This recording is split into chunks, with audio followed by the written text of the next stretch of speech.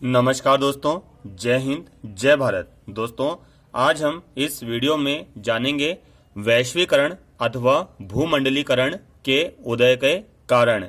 इनसे संबंधित प्रश्न मध्य प्रदेश की बोर्ड व लोकल परीक्षाओं में पूछे जाते हैं, कक्षा 11वीं में और 12वीं में, विषय राजनीति शास्त्र के अंतर्गत। तो क्या पूछ रहे हैं आपसे? वैश्वीकरण अथवा भूमंडलीकरण के उदय के कारण, यानी जो वैश्वीकरण की जरूरत क्यों आन पड़ी, ऐसे क्या कारण थे।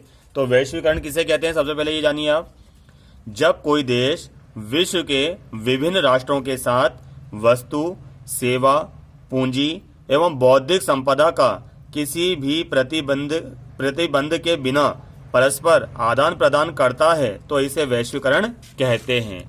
जैसे ये दोस्तों देखिए, ये भारत देश है और ये भारत देश की क्या है, सीमाएं हैं। इन सीमाओं को तोड़कर जब भारत देश की वस्तु नेपाल में और नेपाल के लोग भारत में, या फिर चीन की वस्तुएं भारत में और भारत की वस्तुएं अमेरिका में आती जाती हैं या फिर खरीदी बेची जाती हैं, तो इसे कहते हैं वैश्वीकरण। इसमें बौद्धिक संपदा का भी आदान प्रदान करना जाता है। जैसे आपने देखा होगा, गुजरात में सरदार वल्लभ भाई पटेल की मूर्ति बनी है, तो इसमें विदेश के यानी कि चीन के वैज्ञानिकों का योगदान रहा है।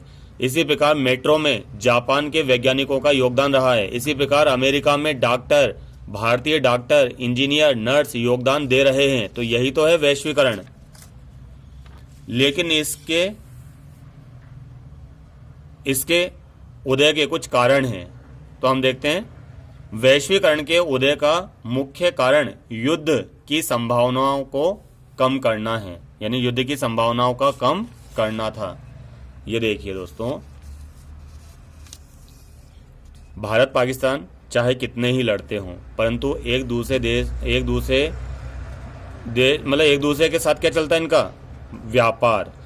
चीन भारत चाहे आपस में कितने ही लड़ते हों, परंतु एक दूसरे के देशों के अंदर एक दूसरे के साथ क्या चलता है इनका? व्यापार चलता है। क्या चलता है? व्यापार चलता है।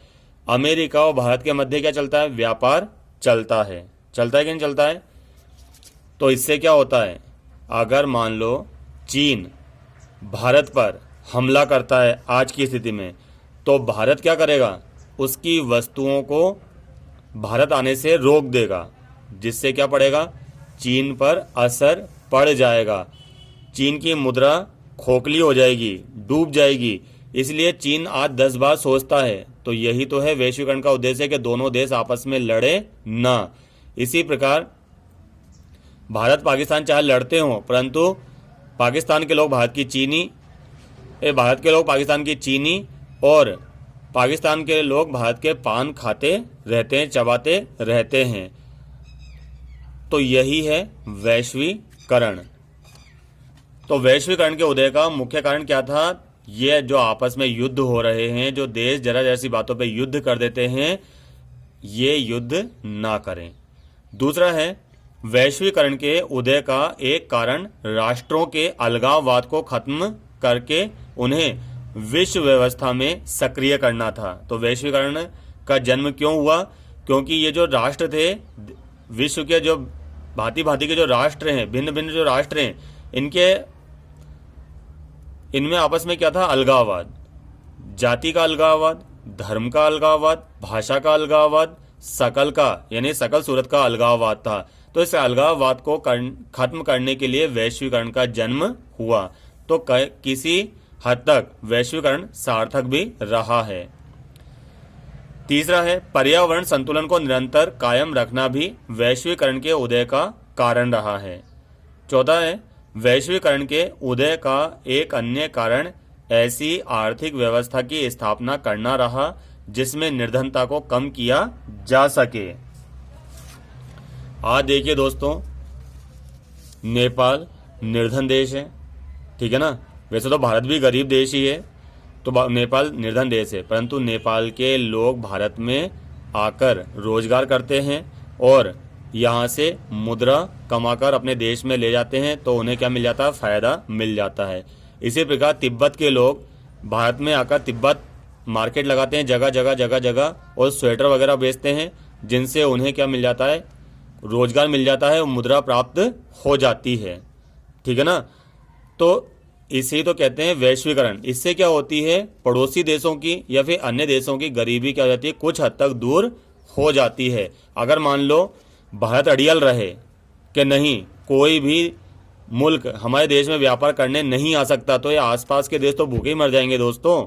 इन्हें चाय कौन पिलाएगा? चाय तो भारत से ही आदान प्रदान होती है, जाती है इधर उधर, ठीक है ना।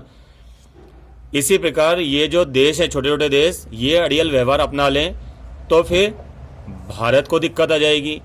तो इसीलिए जन्म हुआ वैश्वीकरण का, और वैश्वीकरण से अन्य देशों को क्या मिलता रहता है, समय समय पर फायदा मिलता रहता है, वहाँ के लोगों को फायदा मिलता रहता है।